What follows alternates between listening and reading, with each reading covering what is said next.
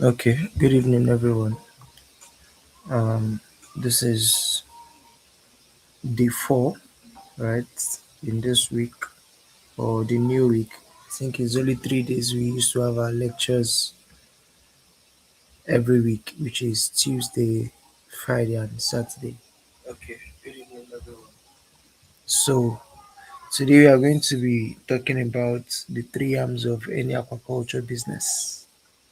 But then, if you are here yesterday, can you just signify I was here yesterday in the comment section? I was here yesterday. Just type I was here yesterday in the comment section.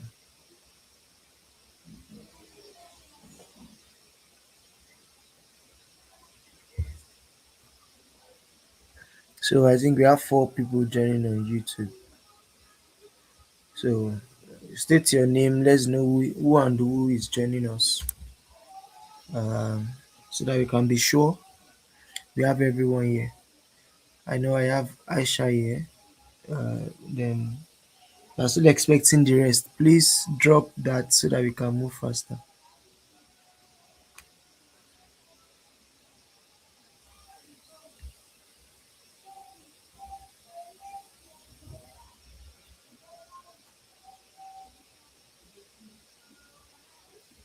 Okay.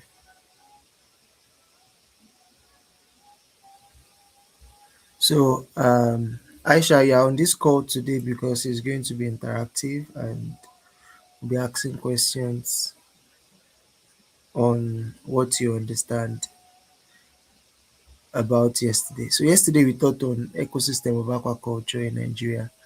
So, can you give a recap of what was said and what you understand around how Nigerian aquaculture has worked since 1976? So, over to you.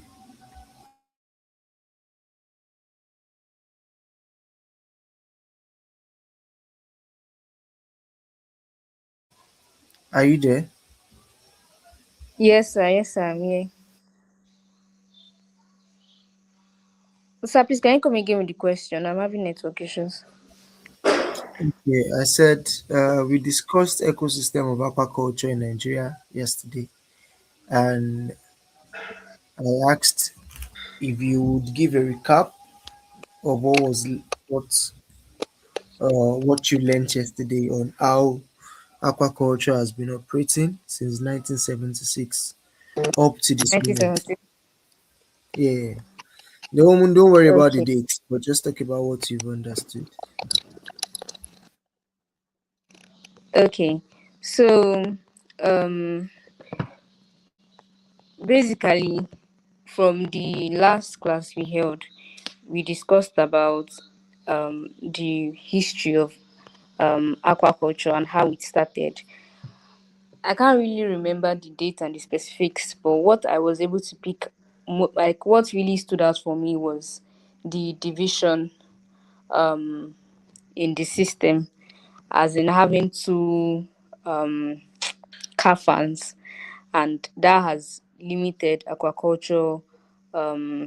That's the fish farmers' bargaining power, making it difficult to settle in decision making and everybody being carried along in the decisions that will benefit fish farmers in aquaculture, in fish farmers in Nigeria.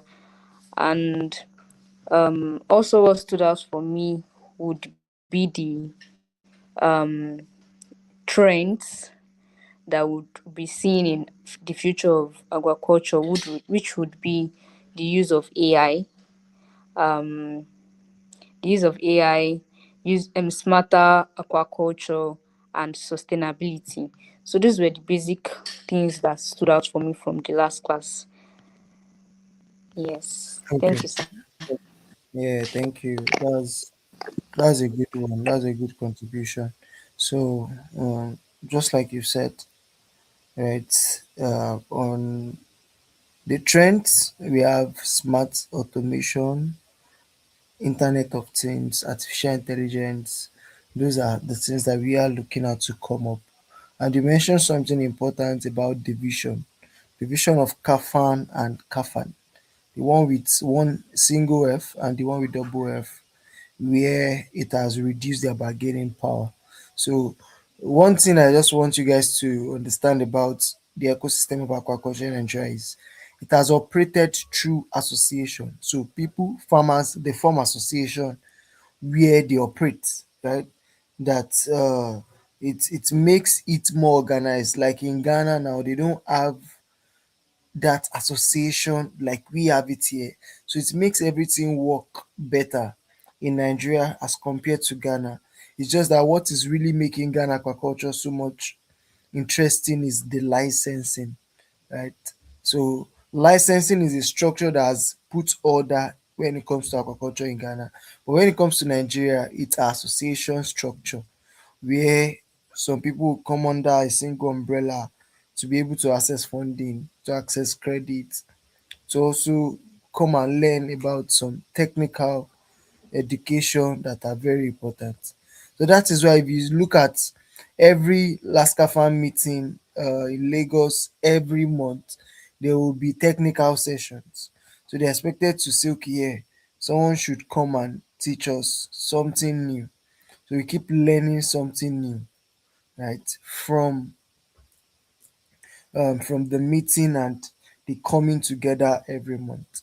So I'll just quickly run from there and move on to today's topic, which is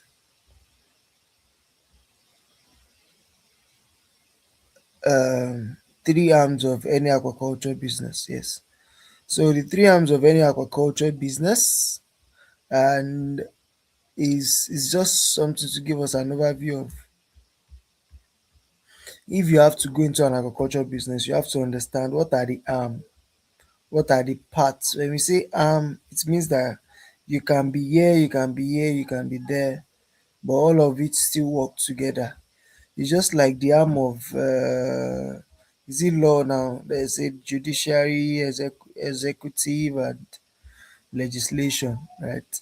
So aquaculture also has its own arm, and we have to understand which arm do you want to play in, right?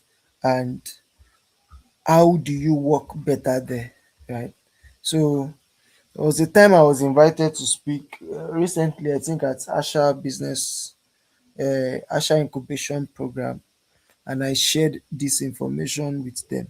So also, if you've attended our digital training, you've also shared this information about the arm of any agriculture business, right? And there are three, which is input, process, and output. If you check the description, you also see the input, process, and output.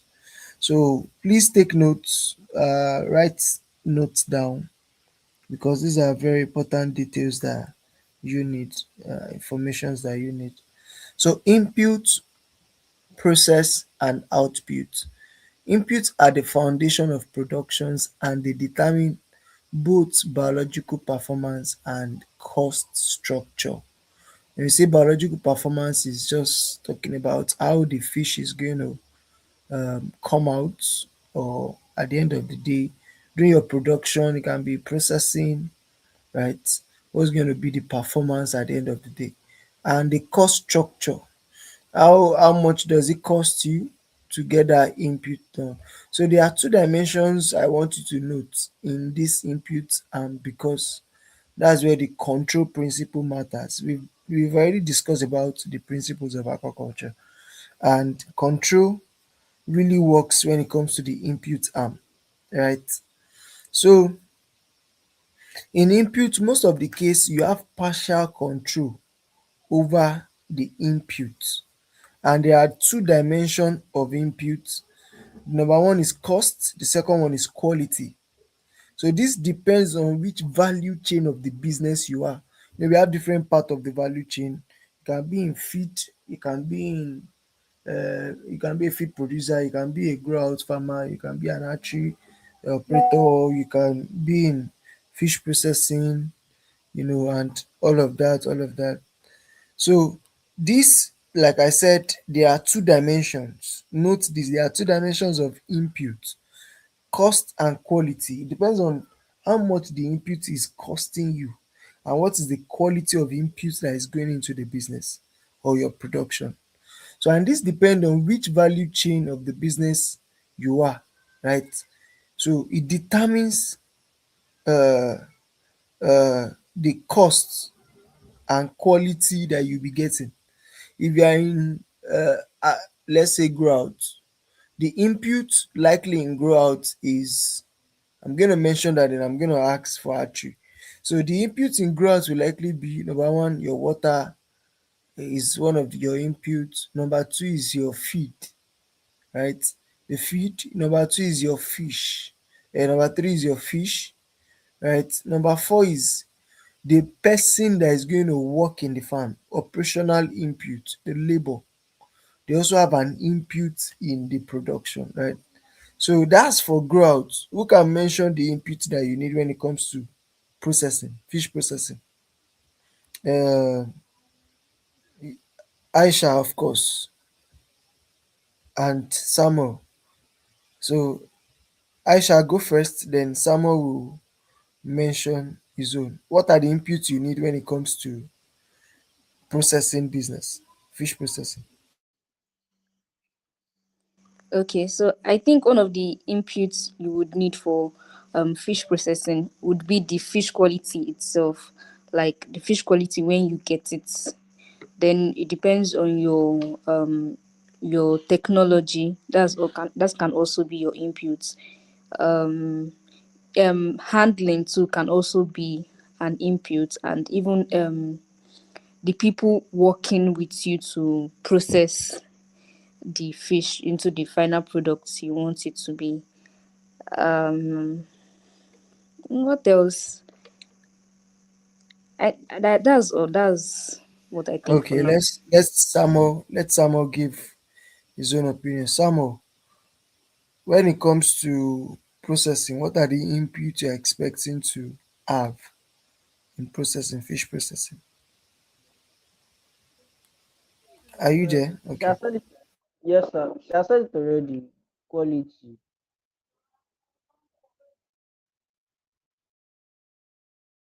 Okay, so you only go with quality. So now let's look at it together. You are in a processing business. You guys are correct about fish quality because it really matters. Now, if you are not getting quality of fish, it will affect the whole production process because you can even smoke the fish and it's smelling. You can try to oven dry the fish, and at the end of the day, if the fish has spoiled before it gets to you, it's going to have effect on the taste, it's going to have effect on the shelf life, it's going to have effect on the health and the quality of your results, right? That's number one.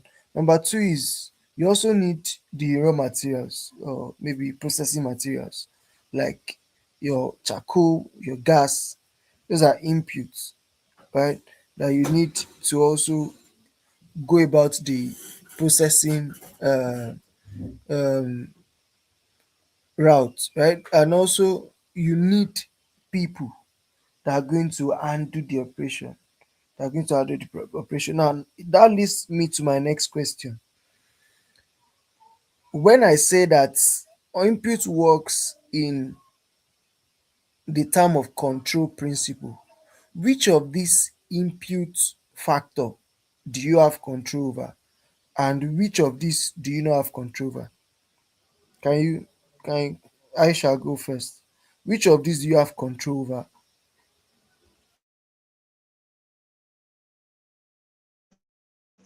I think you have control.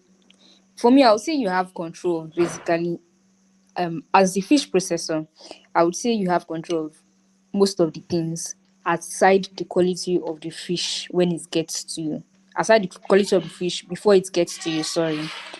Because that one now you don't really know what's going on in other people's businesses, and you can only have control. I would say you don't have so much control over it, but to a minimum level, because you can still decide to get good fish over bad fish just by seeing it, by trying to assess it visually. You have control over that. You can purchase good fish in the market. You also have control over the people you employ to help you with your processing, with your business. That's the processing itself. So you employ people that are skilled. You basically have control over those two things, how you run your business, but you have limited control over the quality of fish that gets to you. That's for me. Okay, great. Samuel.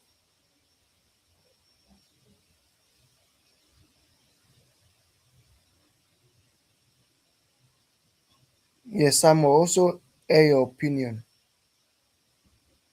Oh, so there's nothing for me to say. Sha said almost everything. Sha. Okay, so um, now you're already correct in a way that you can control the people. You can control, let's say, the fire or the when you light the gas. You can control it. You can control when you are going to get it out of the oven. You can control all of those stuff. And because if you are not the producer of the fish, you don't have control over quality. You may not be able to ascertain. But if you are the producer, you can shift control to your side if you are the one producing the fish you are smoking. But if you are not the one, you don't have control over it. That is why in aquaculture business, we used to say that know what you can control, right? And ensure you manage it so well. If it is people, it is the the oven itself, the setup, the environment, the hygiene around your processing area that you can control. Do it so excellently well that even if there is something coming from the factors that you can control, your own management system will ensure that things still come out well, right? But if you now see that what you are getting is still not quality, and it's not even cost effective, right? Like we said, input works on two dimension, cost and quality. So if the input you are getting is not quality, you can decide to shift the control to your side by producing what the 300 grams or 500 grams fish that you want to smoke yourself, right? So this is how you tally on control and control principle when it comes to the input.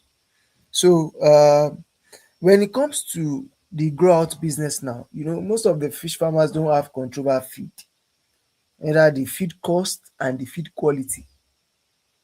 But if the feed quality is okay and the feed cost is high, the best thing you can give yourself is what you can control. At least you can control your management, you can control feeding the fish at the right time, you can control people working with you, you can control pests, you can control predators, you can control all of those stuff. Ensure you do all of this. Biosecurity, you can control it. So when you can do your management, you have control over data records. You can do all of this so much well. You won't need to worry about feed is high, because if you can carry out your production better, you'll be able to get the result that you want to get within limited time, and you can sell out. You have control over market, who to sell to. So if you can work out your market on time, instead of you waiting that, oh, I finished farming fish, and it's now time to sell. It's the month of sales. You are now looking for buyers up and down. No, it means that you are not even ready for what you want to do. So because you have control over market, you should not let the one that you don't have control over to affect you. So that's how the input business work. The input arm works. In input, there will always be what you can control, and there will always be something you can control. So identify it and ensure that you are able to manage it from there. So three concepts: control, cost and quality. One is a principle, the other two are factors that affect the input either negatively or positively. Always know that what you have control over and what you don't, so you can be at the best in that value chain. So we've already mentioned all of that. The next one is process. So process are how inputs are converted into outputs, right, through management action. So this is where the major control point is. Now, control principles still work in the process. So every input you want to use, if used properly, if managed effectively and accordingly, it can drive good output. So you may have full or partial control of over input, but process, that is where full control mode is activated, right? So we know that input you can have partial or total control over some of the things that are happening, right? If you have control over you raising the feed, you may not have control over the fish, you may not have control over the feed coming in. If you have control over feed, that would be a line of a lot you want to be managing, right? So you may have full or partial control over IP, but when it comes to the process, you have total control of it. Total control. So there might be some cases where you need to reduce one input with the quality factor that negatively affects your profits and production efficiency at the end of the day. Because no matter how much you put into process, if the quality of input is bad, effort will be wasted silently. Do you agree? Do you agree? Do you guys agree on this? That no matter the effort, the control you have over process, if your quality of input is bad, you can just waste your effort at the end of the day. Do you guys agree on this? Right? So Yes, sir. that is Yes, why sir. we were teaching on system back. When we were teaching on system, we mentioned the principles of control. That is system, you can save yourself time, energy, and money. So not for you to waste all your energy, waste effort, you must ensure that you have control over the quality of input. Know that this input that is coming into my business or into the process I'm going to undertake is a good quality, right? So process in aquaculture are stocking decisions, right? Density control, feeding rates, processing of your fish, the timing, observation, water exchange, and quality monitoring, temperature monitoring during fish processing, complete waste removal, thorough washing during fish preparation, record keeping, regular health checks, all of these, these are processes. And one thing about processes, it requires consistency, because inconsistent feeding or monitoring can lead to unstable growth when you're in the grower business. Even when you're in the processing, you are not consistent in monitoring the fish that is on fire. Ah, you just end up and see your fish burnt. I still visited my uncle that is a processor, and I got to his place. I know it's because they didn't monitor the fish. All the fish got burnt, black, waste of money, waste of effort, waste of time. You have to be consistent in monitoring when it comes to process, so that you will not waste your money, you will not waste your time, and at the end of the day, you are now getting undesired results. Do you understand? So, output, the next one. Output represents the results you get from efficiently managing inputs and process. So, if you can manage input and processes, you can get a quality output.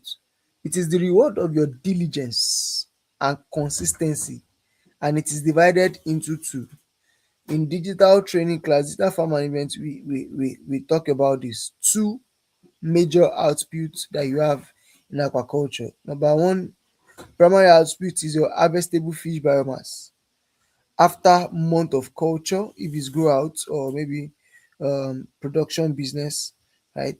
The total number of quality fish from products, fish products from processing, right?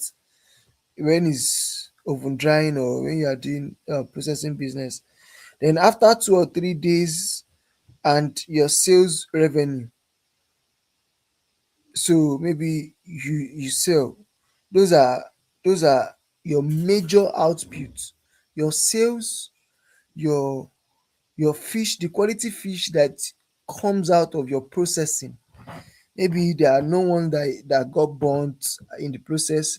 Your harvestable fish biomass during production, so that there are no fish that died or little number of fish that died, and this is the weight that you achieved during that process, right? But when it comes to your secondary output, you are talking about the waste or effluent generated. Now, this would be my question. Um, in when you are raising fish, what are the waste that you can likely generate, Samuel?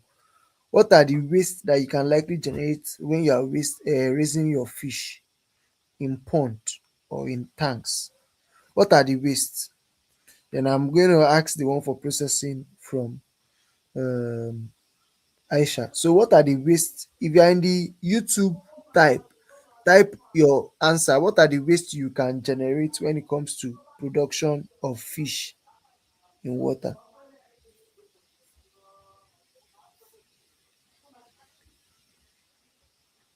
So, Samuel, you can respond to that.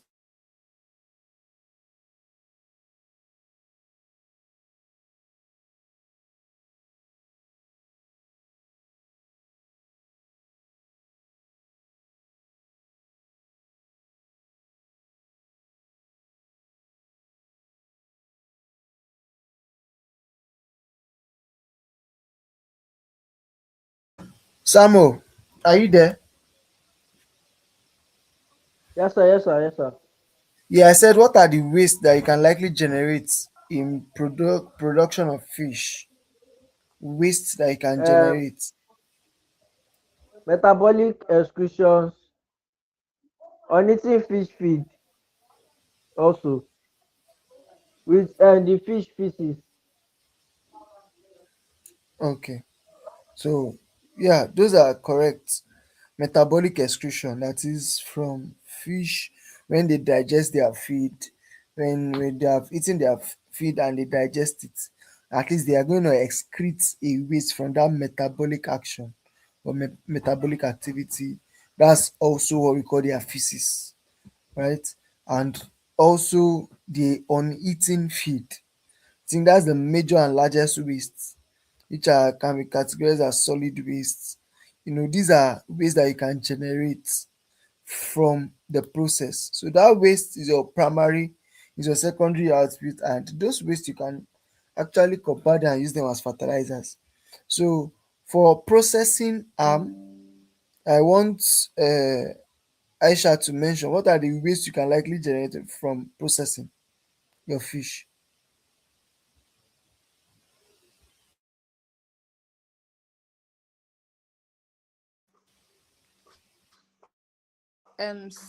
So the waste from processing, you have the inner organs, because that would not be processed. Majorly from processing, just the inner organs. That's the offals. Yes, the intestine, all those things would not be among the processed materials. And you also have moisture. Moisture would, if it can consider as waste. But in fish processing, nothing is really a waste. Even the fish oil can also be used. So maybe just the moisture and the inner organs of the fish. Yes, thank you. Oh, okay, so yeah, that's a good try, right? So like you said is correct. The internal organs, the fish of house, they are waste. We even have the water that you use to wash the stuff is a waste because water is used in the process, and at that time it becomes a waste.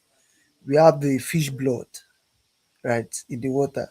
Some of it can be used, uh, you know, for other crop agriculture, and we also have other ways like maybe some of the scales, some of the fish scales, some of the you know fish is it fins and all of that, right? So we have oil. The oil can be gotten from it. It can be a waste, but then you can also use it for other purpose because you are now turning waste to wealth, right? Then another major output is the data. The data is your secondary output, another output that we consider when it comes. Your data can be that how many fish did I put inside the oven? How many fish came out? Right? When I started this time, how many minutes does it take me to smoke this 1,000 fish? And how many minutes does it take me to smoke this 1,000 fish? How many day? At what temperature? you know so these are data. When it comes to your fish grow out to, you have to get what's your survival rate, what's your mortality rate, what's the number of feed, the amount of feed they ate. That we've thought about that in record keeping class, right? So data is one of the most vital secondary uh, output, because data is an output that can feed back into the system. It can enable you to improve on the next processing or production cycle. So, but as we go on, we are still going to talk about data as a whole. So, how do you take control of the three arms? Number one is you control your output. So, effective agriculture begins with controlling your output, your input rather. Sorry, you have to control your input. So, effective agriculture begins when you control your input, right? This means that you can prioritize quality over just low price. You might want to get that cheap price but ensure that it's quality enough, so that you're not going to get something at the end of the day and you can't use it. So you have to understand who your suppliers are and how reliable are they. It's not a supplier that can improvise anytime because they just want to make money. They are not greedy suppliers that can just do anything they feel they can do at any time, right? um Also, you have to be able to know, are they tracking everything that comes into their system? Because all these inputs such as feed, I think I visited one of a feed company house in Ghana, Dios. Korean said Dios. And in attendance, they took us through their quality control and quality assurance department, where when they are doing it and they test the stuff and they see that, oh, this cannot fly in the market, they have to identify that batch, take it back into the engine and rework it to ensure that they actually get the quality that can flow in the market. So inputs such as feed, fingerlings and water quality, or even operational quality, dey directly influence performance. So poor input decision will weaken the entire operation when you control your output, when you control your input properly. um when you don't control your input properly, rather, when you don't control your input properly and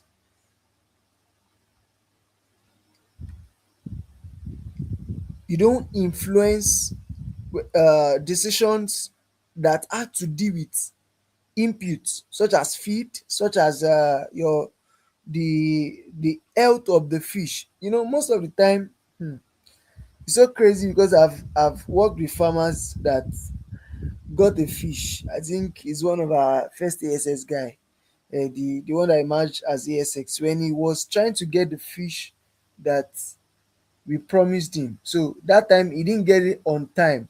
So he went to get one from a colleague, I think far off. At the time that the fish got to his farm, just a week after that, all the fish started dying and he lost all his fish.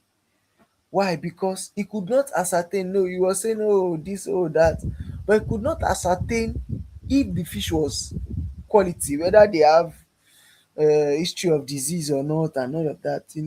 This traceability issue is one of the things that we have.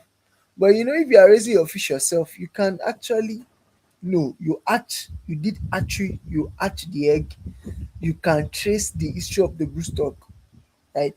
You can now say you can control the input. From there, because this is what lead to the processing business and other value chains. Start from those that will hatch, those that will grow, those that will now process and use it for other value that they can get or add to it. So control is very necessary. You should be able to control your input. The next one is strengthen your process. The process stage is where consistency and discipline define success. So when you strengthen your process, it involves that you are building a clear routine, using data to guide decisions, right? So you are following a structured feeding plan. You have your monitoring system or your monitoring temperature for your processing um oven, right? Because control is the center of your farm, where input is transformed into output via process. So without a strong and consistent process, even high quality input will not deliver good results. Now, the reason why we say that you have full control over process is because some people will still get good quality feed. They will get good fish at the end of the day because of lack of poor management, right? They will still lose a lot of fish. You get good fish, it will not smell, but because you are not consistent with monitoring your fish in the oven, you still had to lose a lot of fish in the process. So you see, most of the time, if quality of input is not the issue, then quality of the process management is the issue. That is why, if input quality is ascertained, we used to focus on farmers know how to manage their process so much well. So if they can manage process, they know how to handle biosecurity, they can know how to read temperatures in oven, they can know how to know when to change the layers of the fish when it's in the oven. Oh, this place has really processed a little bit, let me change it to the underlying part. When they know how to do this and what time to do it and when, right, they can get good results from there. So the next one is you have to measure your output.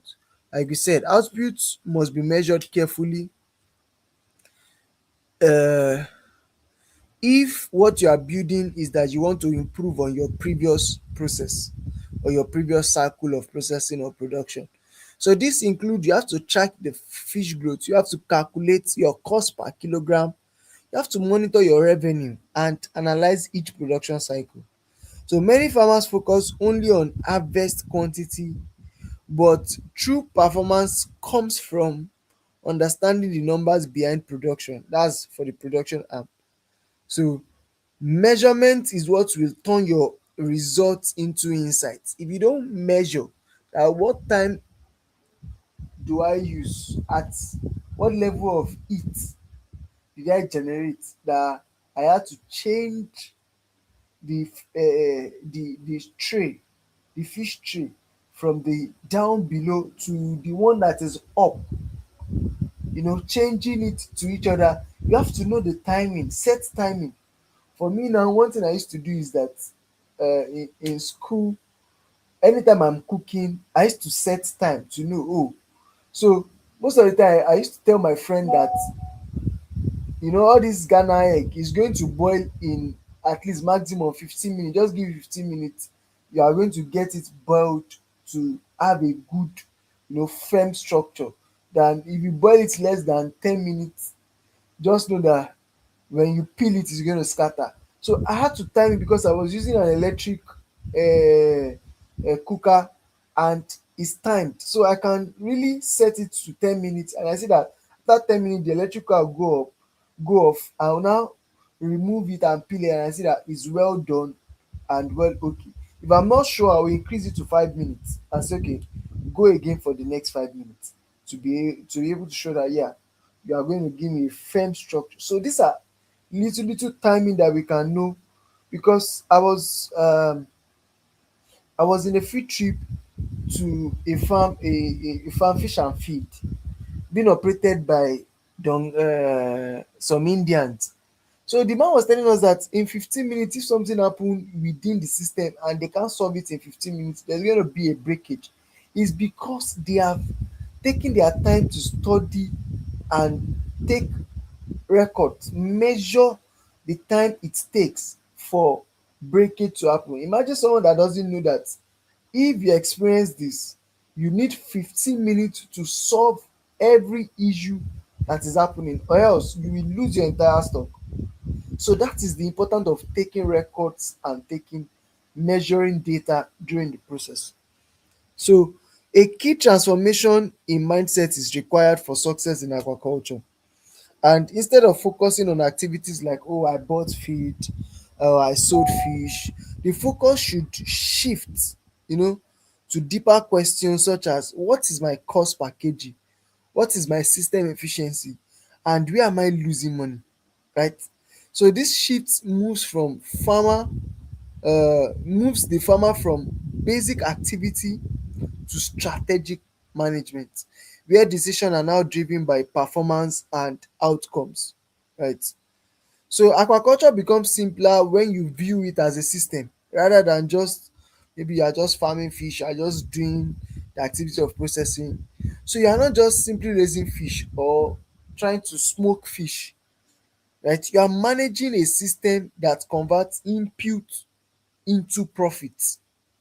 So when you master the relationship between input, process, and output, you can gain control over your results and create a foundation for consistent success.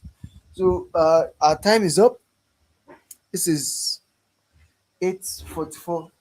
I would like to take questions from here. So if you have questions, you can drop it. For those that are watching on YouTube and those that are on the call, do you have questions? Please ask your question. Me, I'll ask my question.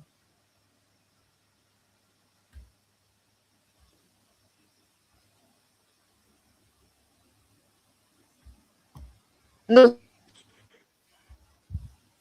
Yeah, please go ahead.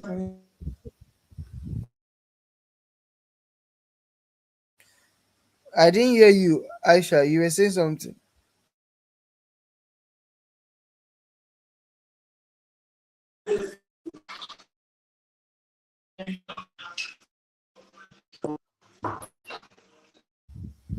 I think your network is breaking.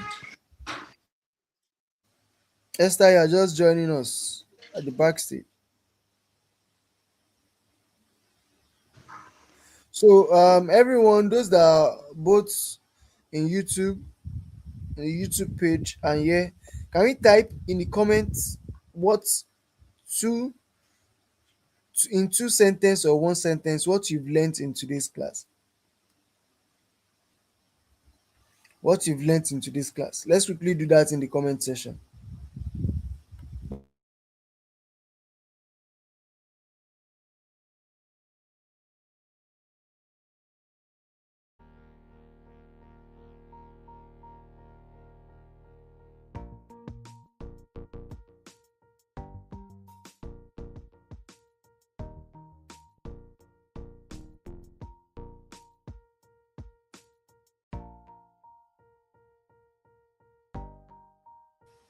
So I'm still waiting on us. Let's type what we've learned in the comment section.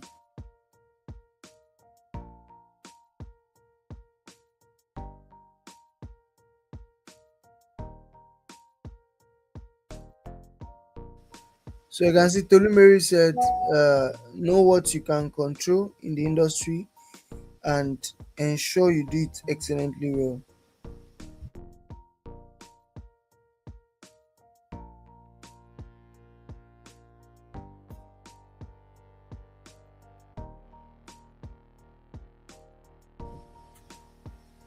Okay, so you submit your answer in a document, this in a document, what you found, and you share on the group.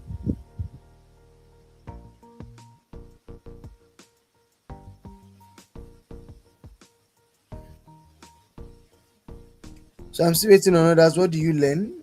Those that are here on this call, you can also type what you've gained in today's class.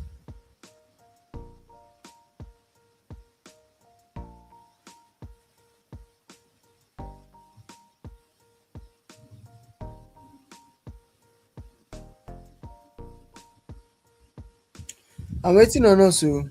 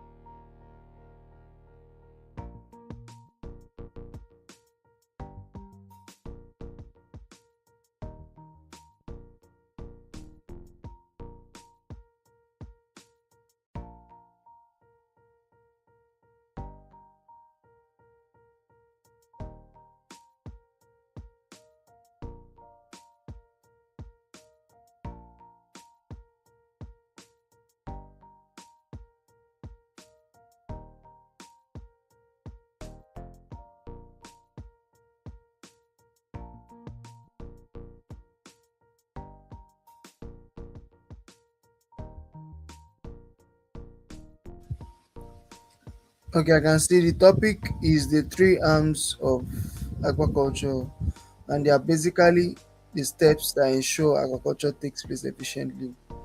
There are three types: input, process, and output.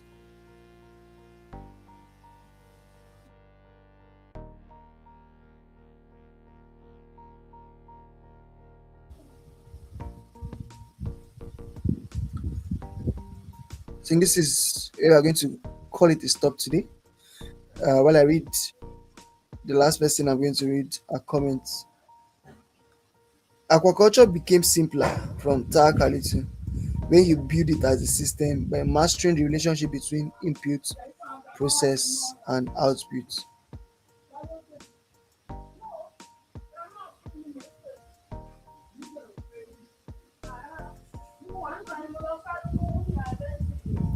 Okay, so Perpetua also mentioned to control the arms of aquaculture, we must control inputs, that is, prioritize quality over low price, and also strengthen your process.